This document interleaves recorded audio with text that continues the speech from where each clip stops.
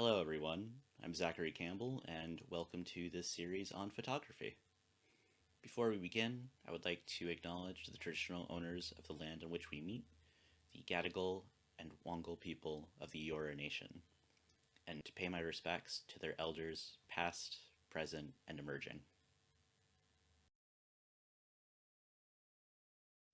In this video, we're going to talk about style, finding yours, finding the aesthetics that you really enjoy, breaking them apart, and incorporating them into your own pieces.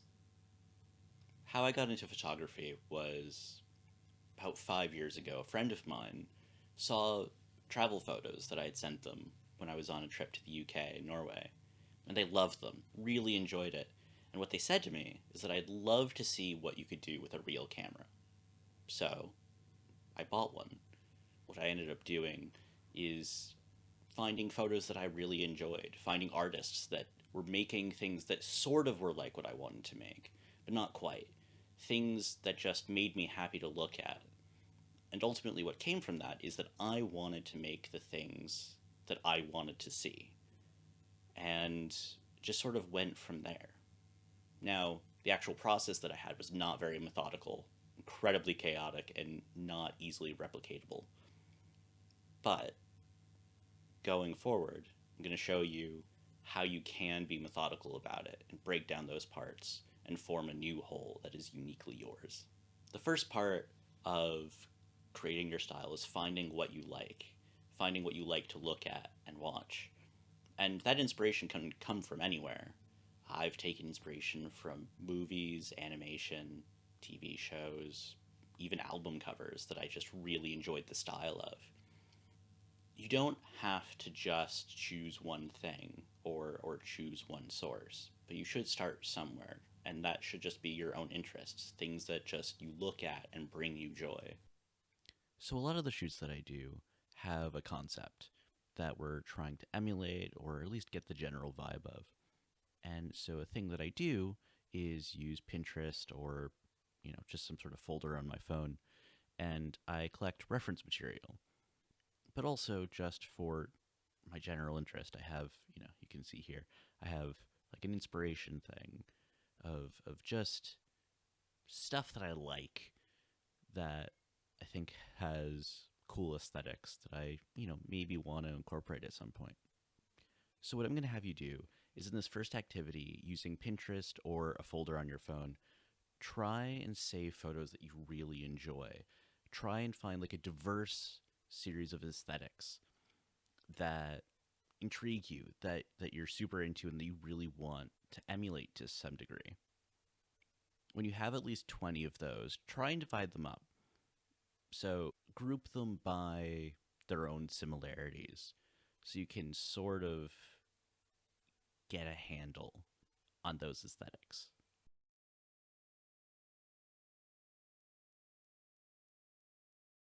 For the second activity, I want you to take one of the photos that you've collected and dissect it to find why you enjoy it. Make a list of the elements you enjoy, including like the lighting, how it's composed, use of shadow, the use of clothes if the person is a subject in it, maybe the use of color or the palette that it has.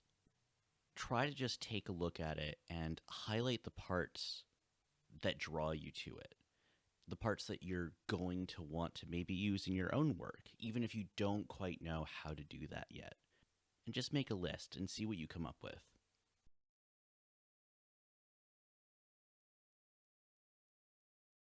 So, emulation is the most fun part of this process.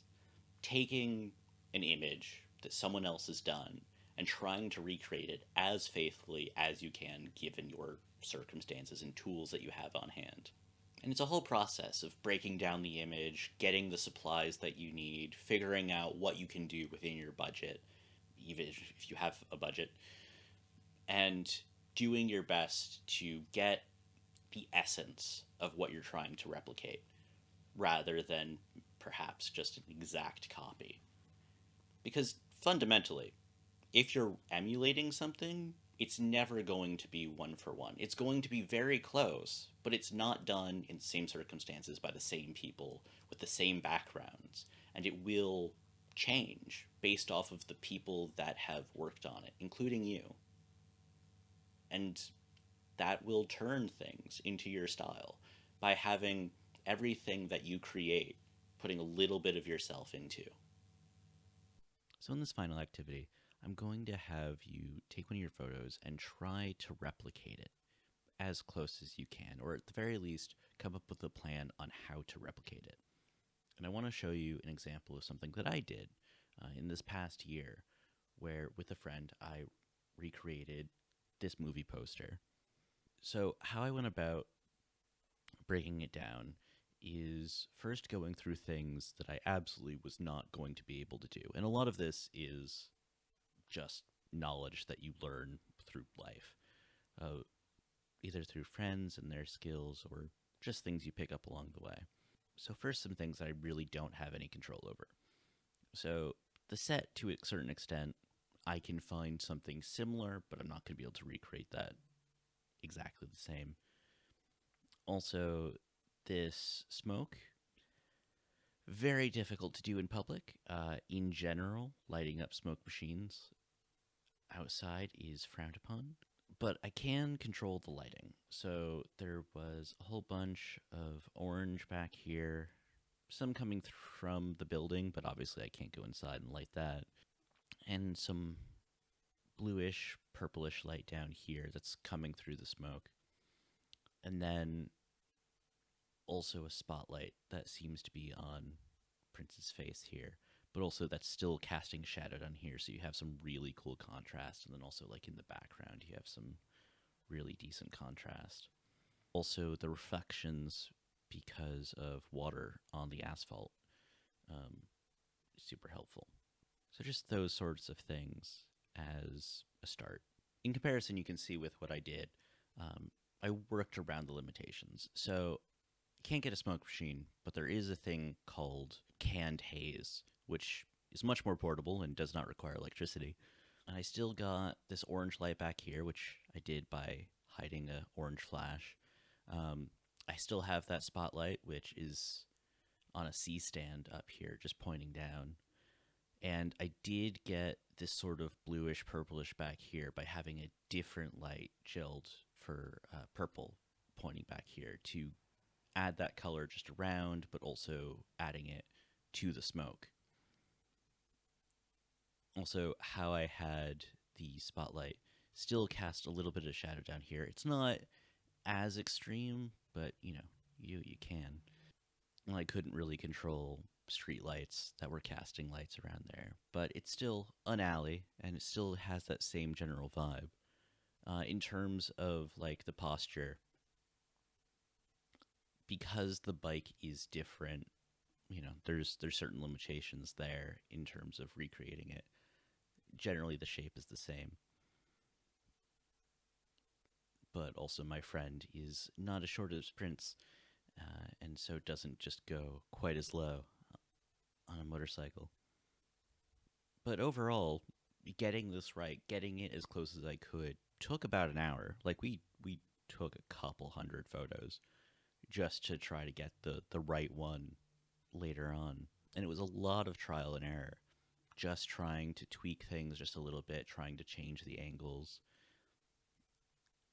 to get as close as I could while still being something fresh and new in this case.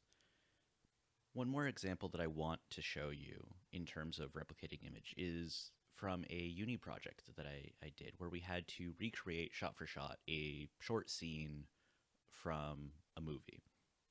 And what we decided to use was the Tears and Rain scene from Blade Runner.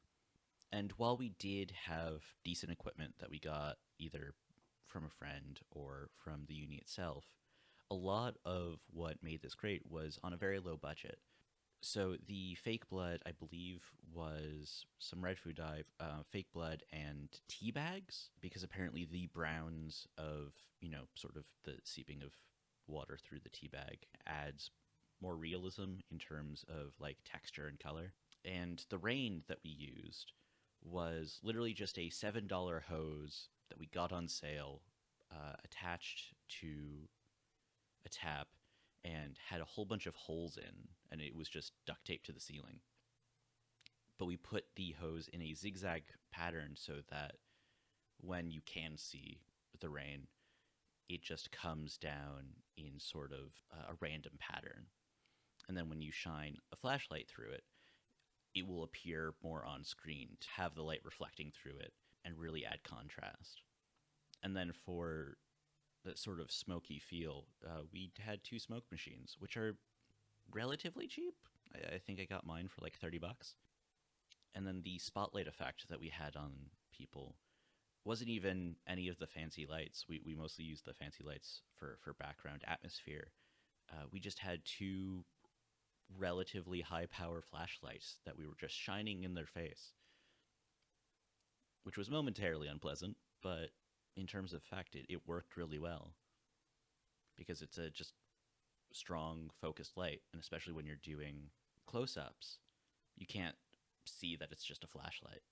So, again, you can just use what you have, and with a little creativity and figuring out how things were originally done, or how you think things were originally done, you can make it work. And that's what I want you to do. I want you to take a photo and just break it down.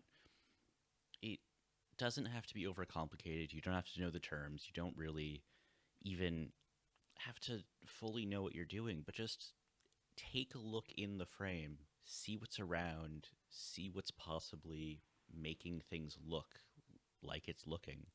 And you can even just like ask a friend to take a look at your plan and see if there's anything that you may have missed.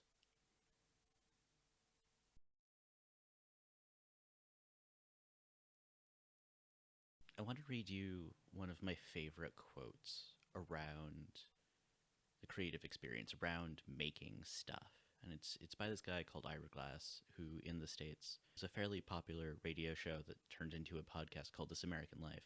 And he's been doing this for years, either being in news on the radio or just other journalism things. But the quote, "Nobody tells this to people who are beginners. I wish someone told me. All of us who do creative work, we get into it because we have good taste. But there is this gap. For the first couple of years you make stuff, it's just not that good. It's trying to be good. It has potential, but it's not. But your taste, the thing that got you into the game, is still killer. And your taste is why your work disappoints you. A lot of people never get past this phase. They quit. Most people I know who do interesting creative work went through years of this. We know our work doesn't have this special thing that we want it to have. We all go through this. But if you're just starting out, or you're still in this phase, you gotta know it's normal. And the most important thing you can do is a lot of work. Put yourself on a deadline so that every week you will finish one story. It is only by going through a volume of work that you will close that gap, and your work will be as good as your ambitions. And I took longer to figure out how to do this than anyone I've ever met. It's gonna take a while. It's normal to take a while. You've just gotta fight your way through. And it's true. Through this entire video, what I've been trying to get at is to basically make what you like, because that's why you ultimately want to make things. That's how you know the thing that you're making is good, is because you enjoy it. Like, you can compare it to other people's tastes, to what other people's wants, and for paid work, that makes sense, because that's your criteria for success. But ultimately, if you just making stuff, of just doing that creative work, is ultimately just your own standards of good. It's not going to be anybody else. Like, people can give you advice, people can give you insight into what they think is good. But a lot of the joy of actually making stuff is just knowing that you enjoy that. And not saying that it's perfect, not like basking in how good it is necessarily, but just knowing that you're closer to getting what you're trying to achieve each time that you make something, each time you take a photo. What I hope you take away from this is that messing up and trying are perfectly okay. None of this is going to be perfect. None of this is going to be exact on the first try. all of it, and all of life really, is trial and error. But especially with this, as you go, as you try, as you iterate on your ideas, more and more of yourself and what you enjoy will be put into the fold and will create that final product. And that product is not going to be the same as what you do after. The next one, you're going to have so many more iterations that will fold yourself into your style more and more and more until you have that version of what you think your stuff should look like. It's a process, and it's ongoing, and it's going to keep going, and that's part of the fun. But never get too focused on having it be exact or perfect. It's never going to be. But reaching for that is going to be fun. I hope you enjoy the methods that I've shown you, and I hope you take things away from this and create something that is uniquely yours.